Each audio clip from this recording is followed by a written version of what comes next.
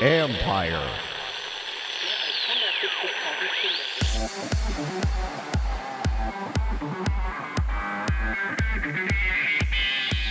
Players have so many new avenues to engage and brand themselves.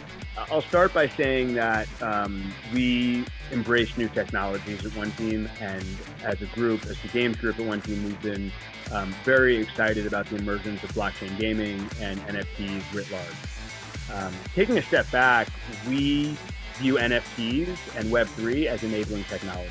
That's Henry Lowenfels, Chief Product Officer at One Team Partners, who is surveying a very modern and open landscape. This is the Future Sport Podcast. I'm Bram Weinstein.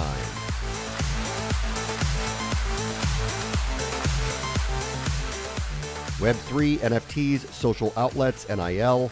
The world is opened for athletes and branding partners to find new ways to engage with fans and monetize their efforts in doing so. And for Henry Lowenfels, it is an exciting time to see how this all fits.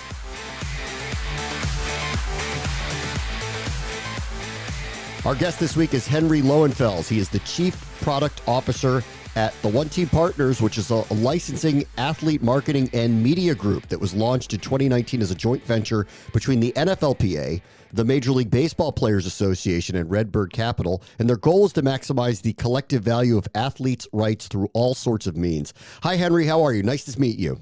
I'm great. Thanks for having me, Bram. Okay. Tell me a little bit about this. It's still semi-new, pre-pandemic, but still semi-new. What does the One Team Partners do? Yeah, so One Team is a really unique organization, and we're very proud of what we do. We represent some of the world's greatest athletes from a group licensing perspective. So a lot of people think about how you go out and get an athlete into a product, a specific individual athlete, and you might want to go speak to an agent or their representative, their manager. When you're looking for a group of athletes, in the NFL, it's 6 or more. In Major League Baseball, it's 4 or more. When you need a group, you actually need a license, a group license. And that's due to the collective bargaining agreements that exist between the leagues and the players' associations. So we are effectively an outgrowth of the players' associations. We're owned in part by the unions, by the MLBPA, the NFLPA, the WNBPA, U.S. Women's National Team Players Association, MLSPA, and others. And we actually represent their rights and specialize in very specific verticals. So I oversee the video games, NFT, Web3, effectively interactive entertainment vertical. And we also focus on trading cards, apparel, collectibles, et cetera, and really try to maximize the rights. We really try to look for proactive opportunities in the market where we can bring athletes to the fans that love them. So was this kind of birthed from the idea that the athletes collectively thought they were missing out on opportunities and needed something like this to advocate on their behalf and maximize their values? Well, so group licensing programs have existed since the early 90s. I believe the NFLPA was the first to put one in place. And so the unions themselves, the business arms, the PIs, which are associated with the PAs, have historically taken care of this. Now, that has worked pretty well for some of the bigger players associations, the NFLPA, the MLBPA, et cetera.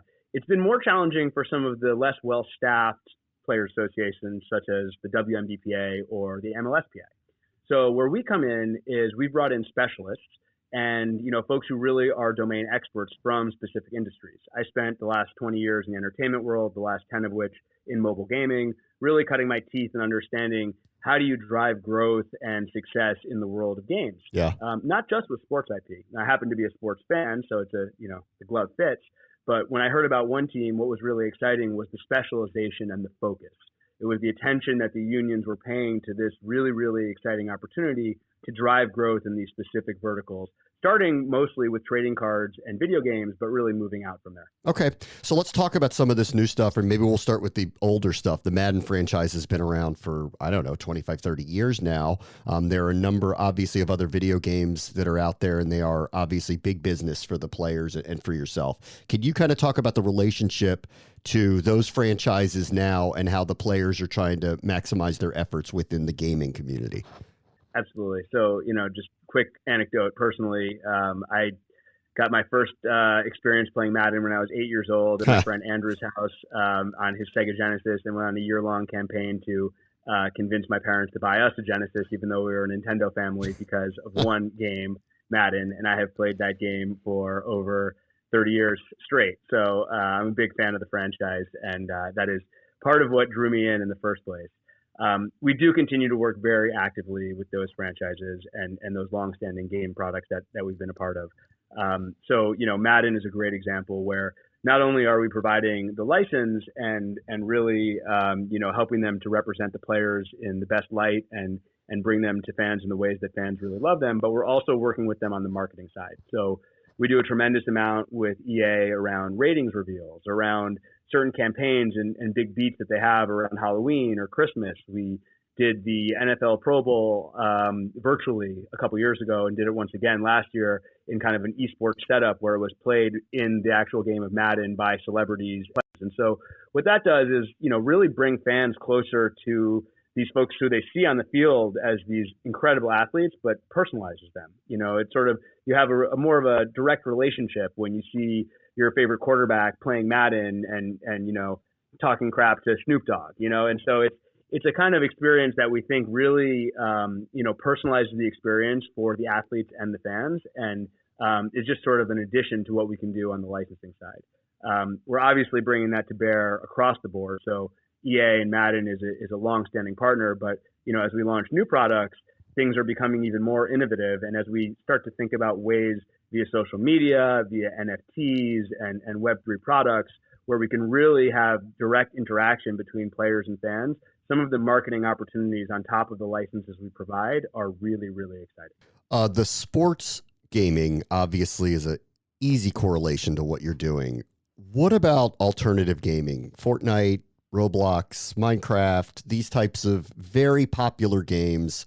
How are you thinking through intertwining the unions and the players into those spaces, which obviously are of interest to a large group of players? Yeah, that's a great question. And it speaks to the idea of really not just trying to bring gamers to sports necessarily, but also bringing kind of sports to where gamers already exist and already live.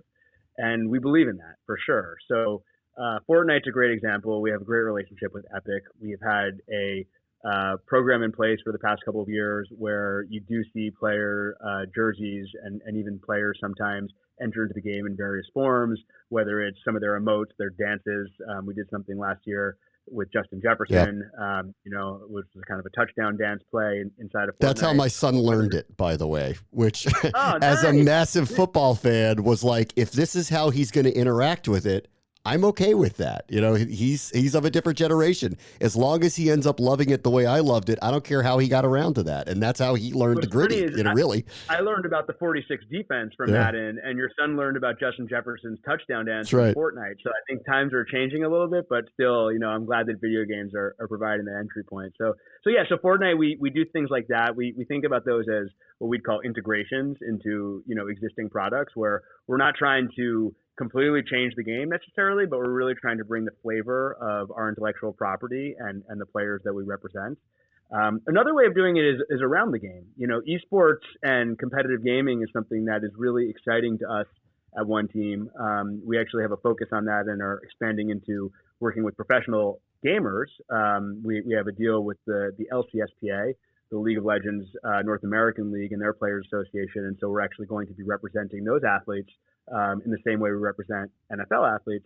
But we're also doing things with, say, NFL or MLB athletes and the games they love. So, we've done programs with MLB The Show and with Madden. We've done also programs with Fortnite, which are really, really exciting. We do something every year called the NFLPA Open, where we have, a group of NFL players who compete in the Fortnite game. Yeah. And, it's an exciting thing for fans to watch and to see who's the best and, who's really coming to prominence on the Fortnite field. Where are you on NFTs? I know that is a very broad statement, but if I asked you this a year ago, I'm sure your answer would be different 12 months later with the flood of versions of these that are out there.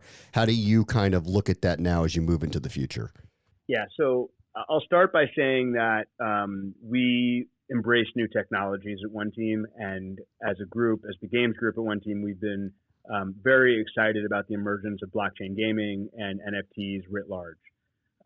Taking a step back, we view NFTs and Web3 as enabling technology. So one of the things that distinguishes our approach is that we don't necessarily think about what we're doing with NFTs as an NFT business. We think about it in the context of whatever business line may exist. We believe that NFTs have the ability to impact fantasy sports, as in the case of our partnership with SoRare. We believe it has the ability to impact collectibles, as in our partnership with Dapper and others. We also believe that it has the ability to impact games with our partnership with Mythical, for example. So, we really are looking across category and trying to understand how does this enabling technology enhance experiences that currently exist and create new experiences that were not possible before. It's very similar to the way that I would say the internet kind of came to prominence in the 90s. No one said, hey, we have to have an internet strategy, or maybe they did. But if you look at that in hindsight, it's like, well, what do you mean an internet strategy? Are you talking about media? Are you talking about search? Are you talking about social media? Are you talking about e-commerce? It's really just broadband technology that enables all sorts of experiences to exist. And so we think we're in early days right now. We're very proactive in the space. So that's part of why last week I was at NFT NYC taking dozens of meetings and really trying to understand what's happening, who the biggest players are, both in and outside the world of traditional sports. There's a lot of really exciting stuff happening in Web3 and NFTs in traditional sports. We're fortunate to have, an evergreen set of IP that really applies to this technology. But there's also really interesting stuff happening outside of it. And so we're really studying the market and really trying to understand what do consumers want, what's exciting, what's more than just noise and hype and speculation, but what are the products that really can stand the test of time, provide utility and exciting experiences, unique experiences to fans, and how do we efficiently bring them to those fans? Yeah, it seems, and I'm glad you used the word utility, because we've heard this from a lot of people that initially when these came out, it was almost these one-off collectibles with a market that clearly has had a bubble in it. Now, as you kind of view it, it sounds like that most people, at least in sports, are seeing this as important, but it needs to have utility or be a reward, that it has to go from one place to another, that it's not the landing spot, right? That's right. I mean, I think the initial mainstream point of view on NFTs were that these are digital collectibles. And I do think that there is going to be a market for digital collectibles for a long time. As I like to explain this to people who are far outside the NFT ecosystem, why did my wife spend more money than I wanted her to on a rug in a room we barely go into in our house? It's because it's a somewhat of a collectible to her. Yeah. It's something that makes her feel a certain way. Same reason why some lunatic spends a few $100,000 on a profile picture for Twitter. Well, they maybe spend 50% of their time in that digital space, as crazy as it sounds. And what's the difference between decorating your house and decorating the digital house? Some of it's high-end art. I mean, it is. I mean, like, what's a painting on a wall or a painting that's been done digitally? I mean, realistically, I mean, how can you really discern between the two of them and what's the value on them, right? We can debate aesthetics, right? But I mean, at the end of the day, it's what the market is willing to pay for it, And so I think that digital collectibles are always going to be, something. But the way that we've looked at it is a little differently. We would say that NFTs are more akin to a ticket stub, that gets you into some kind of an event or some kind of an experience, or at least that's the way they should be positioned. So when you think about, say what SoRare is doing, who's a partner of ours, we've announced that we have a baseball product coming with SoRare. We also are partners with them for the MLS PA as well in their soccer product. Many people are interested in collection, sure, but predominantly you're not buying a SoRare card just for the collection. You're buying it because it's a ticket to an experience that you can have, a fantasy sports experience, right? And so you actually buy that NFT, you gain affinity for that NFT as you use it in a gaming experience, win, lose, or draw, and that's really, really exciting. And I think that's a very elegant way of presenting it. It's a very clear use case. It's very straightforward. It's very simple. But I think that's really just scratching the surface. I mean, we have some things in development that we haven't announced that are video games that, don't look like any blockchain games that exist in market today, where, you can imagine a shelf of collectibles, so to speak, but maybe a digital shelf of collectibles, and you choose which of those collectibles you're going to take off the shelf to play with in the virtual sandbox. That's a really exciting thing. You're seeing that a little bit with one of our partners and one of their different products. What Mythical is doing with Blanco's Block Party is very much that. They're effectively digital vinyl toys that you can unbox and unwrap and go into a virtual Roblox-like world where you can play mini games and interact with others. And, I think those are the kinds of utility-oriented plays that start to get me excited. And I also believe we're really just scratching the surface here. People are largely taking direct translations of physical things that make sense and then moving them into the digital world. When we really start to get to the next level of the technology, I believe we're going to start to see mechanics that couldn't exist in the physical world, but can because of the digital nature of these properties that are going to be really exciting. I wish I was smart enough to know exactly what all those are, but what I am excited about is there's so much innovation and so much creativity, and there has been, and I believe will continue to be, despite market pressures, a lot of financing pouring into the space to support that. Let me ask you this then. In light of all of this, you are in the business of building partnerships, modern partnerships on behalf of players and teams and leagues, for that matter. With new technology, old technology, you're actually interacting with the modern fan. I know this is a really broad thing to ask, and it probably is a very complicated answer, but what do young modern fans want from their athletes now? How do they want to engage with them? That is a broad question. I think they want unique experiences. I think more than anything, they value the Instagram picture or the moments. They value, the DM on Twitter more almost than, the basketball or the baseball that they can bring home from the game, And so I think that there is something around experiential that is, and sports has always had this, right? There's always been you go to the game and that's what the ticket stub represents. But I think even more so what I'm seeing with younger audiences, it's beyond a collection set or beyond owning something. It's actually being able to say, I had this very unique experience that was one of a kind and only custom catered to me and to what I wanted. So the ability to have fans interact more directly with their athletes, the athletes they love and really watch week in, week out, I think that's what they want more than anything. Yeah, it's hard though. I mean, how does Pat Mahomes individualize like events with 8 million fans? I mean, it's a big ask, right? To try to figure out how to bridge those gaps. It's incredibly hard. I mean, you're seeing individuals do it in really unique ways. I mean, Gary Vee, I think, is one that you got to point to and say, this is a guy who has a massive fan base, and however he's been able to do it, he creates this persona that really speaks to people. I think he leverages social media in an incredible way and really is able to just connect, and it's a skill set in and of itself. But what we see across our portfolio of athletes is that it's not about necessarily how prominent an athlete is. It's almost about how well-versed they are with modern technologies and just sort of the modern way of speaking to a fan. And sometimes you're seeing this from athletes that, may not be the best player on their team or play in the most prominent league or in the most prominent position on the field, but who have a really, really active Twitch stream. And, people will go on and they'll have 20,000 fans who, know to show up because this guy is streaming and he's entertaining and he's exciting and he's fun to watch. And so, is Juju Smith-Schuster one of the best wide receivers in the NFL? He's very, very good, but he's by far and away one of the most popular athletes because of his ability to speak to modern fans, to associate himself with groups like FaZe Clan, and to sort of have this air of cool and hipness that really fans love, And so I think it's like, should he be the number one most followed, NFL player on social media? I mean, maybe not, but he's doing something right.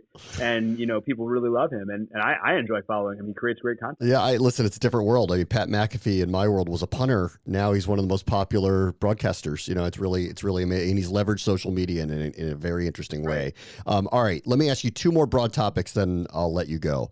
How do you view platform changes? Amazon is going to have a full slate of NFL games now. Apple has Major League Baseball games. They have MLS games coming. These are major tech companies that I think, to your point about NFTs, are looking at sports as a bridge to go from one thing to another. So how do you view partnering with these type of groups on behalf of players? We view it as a huge opportunity. I mean, it's great for us that we see major technology players coming into sports in such an aggressive way, valuing the game, valuing the athletes. What, Apple's doing with Friday Night Baseball, I think is really, really exciting. And we've been talking to them about how do we associate that with certain baseball games that may be in the App Store or maybe on Apple Arcade? How do we find ways to tie these promotions together? I come from the world of mobile games where live operations is everything. And so if you can capture organic interest of something that's happening already, and you can piggyback off that and you can say, hey, look, you're already watching the Yankees play the Astros on Friday night. Why don't you play this game because we're featuring Aaron Judge and Jose Altuve? That makes a tremendous amount of sense, and you already have pent-up interest. So I think the same can be said for Amazon. The more places that fans are able to find sports, especially technology companies, the more places we're able to really engage with them. Okay. All right. Last one. I know this all started with professional athletes, but I'm sure you're working with collegiate athletes now. Can you kind of just discuss NIL and where we are with that and where you think that lands when things settle down for collegiate athletes? Yeah, absolutely. So we are extremely active when it comes to NIL. We've actually already announced a deal with Panini for trading cards. We've announced a deal with Fanatics for apparel. So we've actually established the largest group rights program in the world, including all professional athletes. We've surpassed the NFL now at this point. I think we're into the 2000s. With our college athletes, and we're working not just with basketball and football, as you can imagine, but we're working across 8 sports, includes things like women's volleyball, because we really believe that there are fans of these sports who deserve to, see the athletes that they love, and that there are product lines that make a lot of sense to bring these athletes rights to.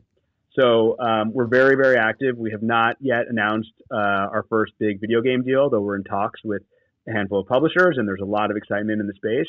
When it comes to NFTs, there's, of course, a huge opportunity there as well. So we believe that the future is bright, and we're really, really excited to take a strong stance to monetizing college NIL. All right, last thing. Will Arch Manning make more money than most NFL quarterbacks when he heads to Texas? Because I believe he will. I think he's got a good chance. Yeah. I think he's got a good chance. I really do. I mean, I live in Nashville, Tennessee now, and I'm seeing, just right in front of me how college football is treated down here and the way that these athletes are treated and the opportunity. If he surrounds himself with the right people and, he's smart about this, I think he's got an incredible opportunity to really shake things up in a way that people haven't seen before. Henry Lowenfels is the Chief Product Officer at the One Team Partners. Thank you so much for joining us. You got it, Bram. Appreciate it. On the next Future Sport podcast, minting collectibles can start now for some of the stars of the future. So what we're doing is we're guaranteeing that there is a managed supply for every athlete, and an athlete can't just go ahead and release a limited edition of 10, and then the next week release another limited edition of 10, and then do that in perpetuity. Because what that ends up doing is it makes those limited editions not so limited. That's Nate Slutsky, co-founder of Verified Inc., who has some unique ideas in the collectible space that involves NFTs and modern tangible cards. That will do it for this episode. As always, the future is now. This is the Future Sport Podcast. I'm Bram Weinstein.